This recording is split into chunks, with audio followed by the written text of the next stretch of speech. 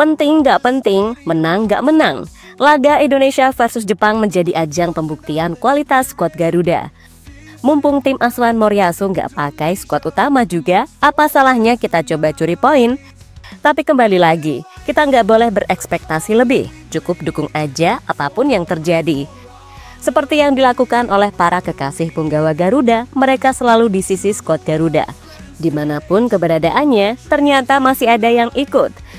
Tunangan Tom Hei dan kekasih Justin Hubner menjadi sosok yang kini berada di Jepang untuk memberikan dukungan. Keduanya menjadi sorotan, lantaran sangat totalitas, rela awal, sama dengan para penggemar Garuda. Tapi, gak cuma mereka doang yang bikin salfok. Bus tim yang diberikan oleh panitia penyelenggara untuk skuad Garuda selama di Jepang juga menimbulkan pertanyaan. Sebab selain terlihat biasa-biasa saja, apakah selama ini Indonesia berlebihan menyambut tamu? Kok itu jendelanya terbuka? So, inilah cerita berbagai fasilitas diberikan pihak Jepang yang sejatinya sangat layak, dan berbagai dukungan tak terduga dari keluarga pemain.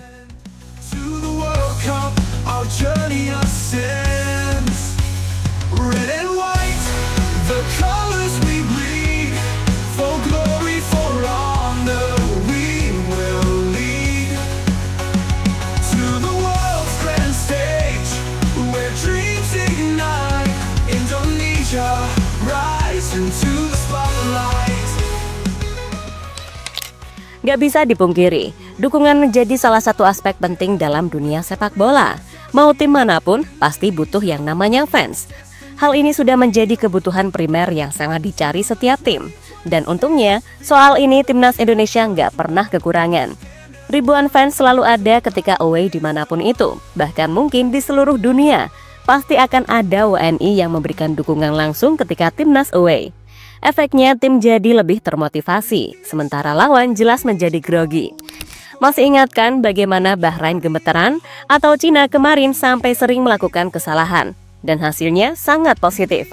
Tapi belakangan ini dukungan itu makin bergejolak, manakala para pemain membawa orang terdekat masing-masing. Dean James, Ole Romani, Jay Itzas, Tom Hei, Kevin Dix, Emil Audero hingga Joy Pelupesi adalah beberapa contoh yang membawa keluarga dan kekasih masing-masing saat di GBK. Skuad Garuda memang sangat kompak pada laga krusial versus Cina kemarin. Namun menariknya, di laga kontra Jepang, beberapa pemain tetap mendapatkan dukungan penuh dari sang kekasih. Tom Hei diketahui terbang ke Jepang bersama skuad, juga disusul oleh tunangannya Bibi Sherifah. Lewat unggahan story Instagram kekasih Prof Hei tersebut membagikan momen dirinya sedang makan sushi hingga jalan-jalan di Osaka, kota di mana Timnas akan bertanding menghadapi Jepang. Selain Bibe, Jennifer Koppen juga ternyata ngintil ke Jepang. Unggahan Instagram pribadinya membagikan momen sedang menikmati suasana kota Osaka. Bersama sang anak, Kamari diketahui bakal memberikan dukungan langsung kepada Timnas Indonesia pada 10 Juni mendatang. Ia merupakan pacar preman Timnas Justin Hubner. Pantesan saja sangat totalitas saat memberikan dukungan kepada skuad Garuda.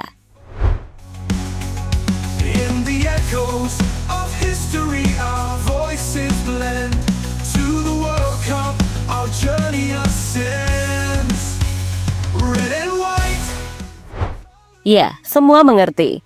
Jika Timnas Indonesia mampu menorehkan kisah epik dalam lembaran sejarah sepak bola Asia, dengan keberanian Bak Kesatria Nusantara, kita sudah sukses melangkah gemilang menggagalkan ambisi Timnas Cina dalam kemenangan 1-0, sekaligus masuk babak kualifikasi selanjutnya. Tapi, laga versus Jepang juga harus diperjuangkan. Maka dari itu, jangan heran saat Coach Patrick bersama Alex Pastor dan asisten lainnya juga terus menggojlok para pemain saat latihan di Jepang. Gak ada banyak waktu, gak banyak istirahat, tapi hasil akhir maksimal tetap menjadi incaran utama. 1 poin bisa jadi kejutan yang cukup besar. Gak perlu banyak-banyak sih mengingat bermain di kandang lawan. Tapi yang bikin salfok saat latihan adalah ketika pulangnya, di mana terlihat seluruh skuad Garuda mendapatkan bus yang biasa aja. Banyak warganet menilai kalau tim sebesar Jepang saja nggak begitu effort buat menyambut kedatangan tamu. Sebab jika dibandingkan, memang bus yang disediakan PSSI bisa dibilang secara branding sangatlah mewah. dengan striker khusus kualifikasi World Cup dan membuatkan gambar spesial pada setiap tim tamu. Menjadi sebuah sorotan yang sangat mencolok. Tapi ketika kita away, kenapa malah biasa aja?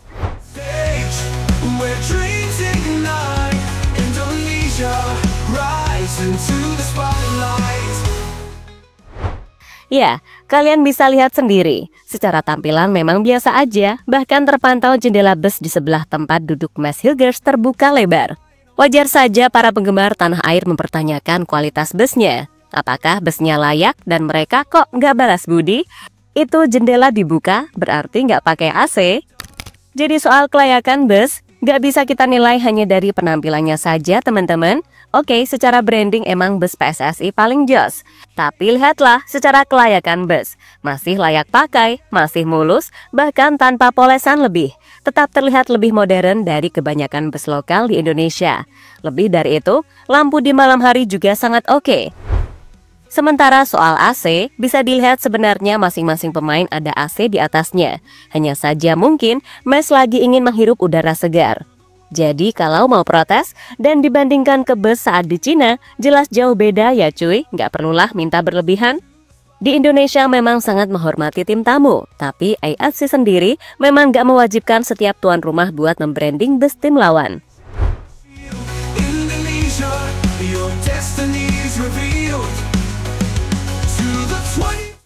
Lebih lanjut soal fasilitas penunjang lainnya, Jepang juga menyediakannya dengan sangat baik. Tempat latihan timnas selama di Osaka terlihat sangat layak.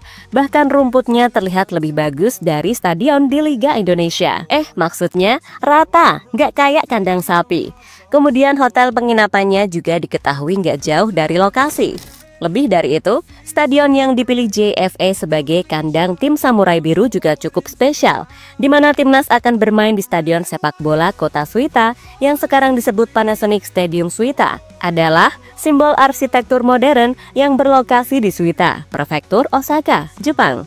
Dengan kapasitas sekitar 40.000 penonton, fasilitas modern, dan menjadi salah satu stadion tercanggih di Jepang. Suita Stadium didesain agar tetap jadi stadion yang relevan di masa depan. Selain desain yang futuristik, markas Gamba Osaka ini dilengkapi teknologi kelas wahid. Stadion tersebut memiliki struktur atap 3D berbasis truss baja yang memungkinkan pengurangan penggunaan baja hingga 40% dan menjadikannya salah satu stadion paling aman di Jepang. Fasilitas modern juga melengkapi untuk para penonton yang mendukung kenyamanan dan keselamatan penonton, seperti sistem pencahayaan LED canggih yang memenuhi standar 1500 lux, memastikan pencahayaan optimal di seluruh lapangan. Lalu ada dua layar besar berukuran 520 inch dan display tipe pita di belakang gawang menampilkan tayangan ulang pertandingan dan informasi penting lainnya. Serta terdapat ruang darurat seluas 480 meter persegi yang disiapkan untuk keperluan evakuasi saat bencana, mampu menampung hingga 800 orang sementara. Dan soal rumput, udah nggak perlu ditanyakan lagi lah ya kalau fasilitasnya semewah itu.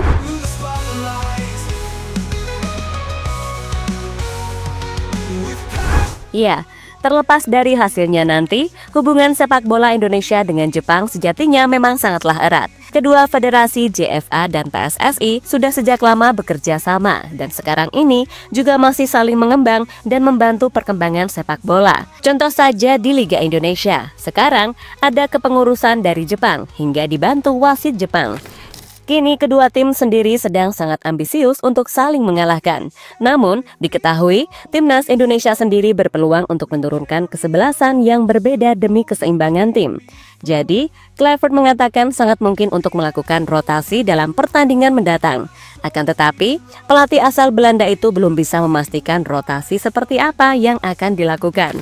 Mungkin ya, mungkin itu belum pasti. Tetapi saya berpeluang besar melakukannya, kata Kluivert dikutip dari ESPN Asia.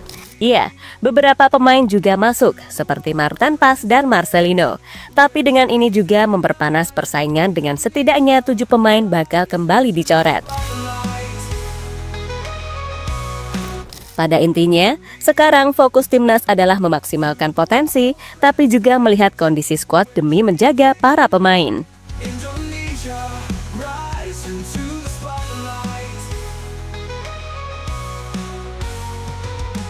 Dia cerita ceritanya hari ini Daru JL Report. Kalau kamu suka videonya, jangan lupa klik like-nya dan tulis pendapatmu di kolom komentar. Masih banyak cerita seru lainnya, langsung cek video di sebelah. Karena di sini, kita bukan cuma nonton, kita hidup bareng Garuda. Sampai ketemu di video selanjutnya.